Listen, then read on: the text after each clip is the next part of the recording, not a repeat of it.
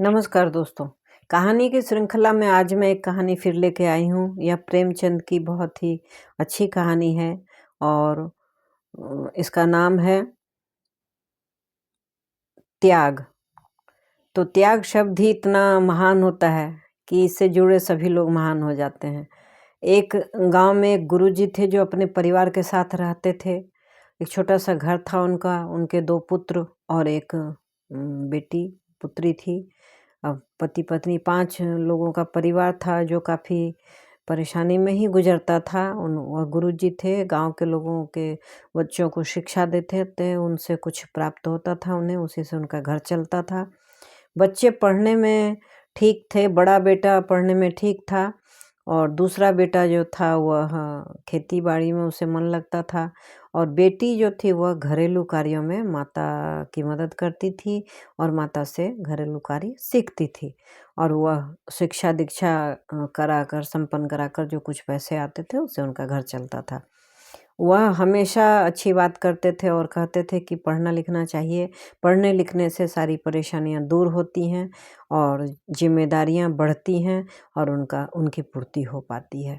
तो बड़ा बेटा जो रघुनाथ था वह पढ़ने लगा और उसने कहा कि अगर मुझे कॉलेज की पढ़ाई के लिए पैसे मिल जाते तो मैं पढ़ लिख कर बड़ा आदमी हो जाता। तो गुरुजी ने कहा कि ठीक है, मैं हर संभव प्रयास करूँगा, तुम पढ़ो, मैं उपाय करूँगा किसी तरह से। बहुत तरह से उन्होंने प्रयास किया लेकिन पैसे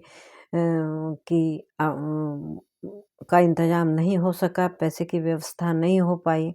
तो उन्होंने एक ज़मीन थी उसे ही बेच दिया और उसे कॉलेज की पढ़ाई के लिए दे दिया। पत्नी ने मना भी किया था कि बस इतनी ही थोड़ी-सी ज़मीन है, अब हम लोग कैसे रहेंगे, क्या खाएँगे? उन्होंने कहा कोई बात नहीं, इसको पढ़ाना हमारी ज़िम्मेदारी है और यह अगर पढ़ लिख जाता है तो इसकी ज़िम्मेदारी का बोझ भी हम पर कम हो जाएगा और यह इसका हक है।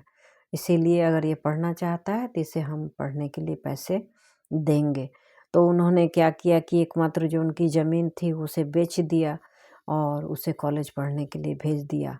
रघुनाथ बहुत ही अच्छा लड़का था पढ़ने में, उसने बहुत नाम कमाया और अच्छे समय पर उसने पास करके एक अच्छी-सी नौकरी प्राप्त कर ली।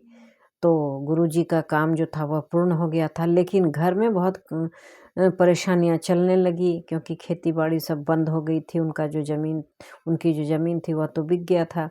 किसी तरह से वह ट्यूशन वगैरह करके बच्चों को पढ़ाकर रात-दिन मेहनत करके अपने घर परिवार की जीविका चला रहे थे। अब दूसरी बात हो गई कि जब वह नौकरी करने लगा तो वह शहर में रहने लगा। शहर के चकाचौंध में वह डूब गया और उसे गाँव का जो रूप था वह फीका लगने लगा। वह गाँव कम आने लगा और अपने परिवार से भी कम मिलने लगा। लेकिन गुरुजी ने इसे एक सामान्य दिनचर्या के तौर पे लिया। परेशान भी थे लेकिन वह अपने बड़े बेटे से कभी कुछ नहीं कहते थे और किसी तरह से अपने ही मेहनत करके अपने परिवार का पालन करते थे। इसी बीच लड़की भी बड़ी हो गई थी, उसके विवाह का समय आ गया था। पैसा नहीं होने के कारण विवाह की उम्र निकलती जा रही थी। उन्होंने किसी तरह से मेहनत करके और बची-खुची संपत्ति बेच करके बेटी का विवाह कर दिया और इसे इस गुरुजी को शिक्षा का महत्व पता था, इसलिए वह जानते थे कि सब काम हो जाएगा, फिर भी वह शिक्षा से अपना जीवन यापन वह कर ही लेंगे। वह हमेशा उन्होंने अपने बच्चों को अच्छी बातें बताई थी कि जीवन का सफलता का रास्ता मेहनत, ईमानदारी और त्याग से होकर जाता है। त्याग बहुत ही महत्वपूर्ण है भाव जो सबके लिए करना चाहिए और सबको करना चाहिए। परिवार में बहुत सारी कठिनाइयाँ आने लगी। सीमित आय के कारण बच्चों को शिक्षा और घर के खर्च को पूरा करने में भी मुश्किल होता था और जब लड़का नौकरी में आ गया तो वह अपनी ही रंगीनियों में खो गया और उसने फिर अपने पिता को मदद नहीं किया और इससे परेशानी तो हुई और गुरुजी के पास पैसे भी नहीं थे। उन्होंने रघुनाथ की पढ़ाई के लिए ज़मीन भी बेच दी थी। अब बेटी का विवाह करना था, बाकी परेशानियों से बाकी संपत्ति जो बची थी उनकी सभी चीज़ों को बेच-बाच कर बेटी की शादी कर दी और उसके बाद अब क्या है कि अब परिवार का संघर्ष जो था वह और बढ़ गया था। कितना बड़ा बलिदान होता है पूरे परिवार का कि बेटा को पढ़ाना है तो खेत बेच दो। खेत से जो अनाज आता था वो पूरे परिवार का पेट भरता था, लेकिन एक बेटे की पढ़ाई में खेत बेचना था, खेत बेच दिया उन्होंने। यह था बलिदान। पूरे परिवार के हिस्से की ज़मीन बिक जाती थी। उसके बाद जब बेटी की शादी होने लगी तो घर की बाकी संपत्तियों को बेचकर और बेटी का विवाह करना पड़ा। यह दूसरा बलिदान था। अगर उसके बाद उन लोगों के पास कुछ नहीं बचना था, लेकिन उन्होंने अपनी ज़िम्मेदारी को समझा। और यहाँ तक कि माँ ने एक बार कहा भी था कि हमें रघुनाथ से मदद लेनी चाहिए, लेकिन पिता ने कहा कि नहीं नहीं, हम बेटे पर बोझ नहीं बनेंगे, ये हमारा फ़र्ज़ है, ये हमारा कर्तव्य है अपनी बेटी का विवाह करना, इसलिए जैसे भी हो हम कर लेंगे। किसी परेशान तो रहते थे, लेकिन कभी वह अपनी परेशानी किसी पर जाहिर नहीं होने देते थे। कुछ समय बाद रघुनाथ गांव आया। उसने देखा कि उसके माता पिता बहुत बूढ़े हो गए हैं और घर की स्थिति पहले से भी अधिक खराब हो चुकी है। उसे यह एहसास हुआ कि उसकी सफलता में उसके माता पिता ने त्याग करके अपने आप को परेशानी में डाल लिया था। उनके माता पिता के त्याग का बहुत बड़ा ही योगदान था। रघुनाथ ने गुरुजी से कहा कि पिताजी, आपने मेरे लिए सब कुछ त्याग दिया, अब मैं आपकी सेवा करना चाहता हूँ। लेकिन गुरुजी ने कहा, बेटा, सेवा से बड़ा त्याग होता है। तुम्हारा कर्तव्य है कि तुम अपने बच्चों को वही सिखाओ जो हमने तुम्हें सिखाया है। त्याग करना सिखाया है तो तुम ही बच्चों में अच्छे संस्कार डालो। कहानी का अंत और संदेश क्या है? गुरुजी का त्याग न केवल उनके बेटे रघुनाथ की सफलता का कारण बना, बल्कि यह सिखाता है कि सच्चा त्याग किसी भी रिश्ते की नींव को मजबूत करता है। स्वार्थ रिश्ते की नींव को खोखला कर देती है।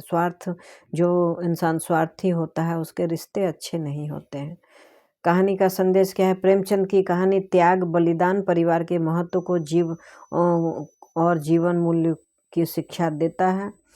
यह हमें सिखाता है कि सच्चा सुख केवल अपने परिवार के लिए बल्कि दूसरों के लिए भी त्याग करना चाहिए। त्याग का महत्व क्या है? अपने परिवार और समाज के लिए त्याग करना ही सच्चा जीवन है। पारिवारिक संबंध, माता पिता का त्याग संतान की सफलता की नींव रखता है। कर्तव्य और सम्मान, हर व्यक्ति का कर्तव्य है कि वह अपने माता पिता के त्याग को समझे और उनका सम्मान करे। त्याग प्रेमचंद की कालजयी रचनाओं में से एक है जो आज भी हमें मानवीय मूल्यों की प्रेरणा देता है। यह कहानी बच्चों को ज़रूर सुनाएं। सभी बच्चे जो पढ़ने वाले हैं उन्हें पता नहीं होता है कि उनके माता पिता किस तरह से उनकी पढ़ाई के लिए व्यवस्था करते हैं और वह पढ़ाई करके, नौकरी करके अपनी दुनिया में खो जाते हैं। और बाद में एक ऐसा समय आता है कि माता पिता की न तो उम्र बचती है, न उनके पास पैसे बचते हैं। वह गरीबी की हालत में बुढ़ापा की ज़िंदगी काटते हैं, बुढ़ापा काटते हैं। तो ऐसा नहीं होना चाहिए। एक समय होता है कि जब छोटे बच्चे होते हैं तो खिलाना, पिलाना, रखना, पालना, पढ़ाना सब माता पिता करते हैं। उसी तरह से जब बुढ़ापा आता है तो माता पिता भी बिल्कुल बच्चों की तरह हो जाते हैं। उनके प्रति भी बच्चों का कर्तव्य हो जाता है और यह माता पिता के बुढ़ापे की मजबूरी हो जाती है कि वो अक्षम होने लगते हैं शारीरिक और आर्थिक तौर पे।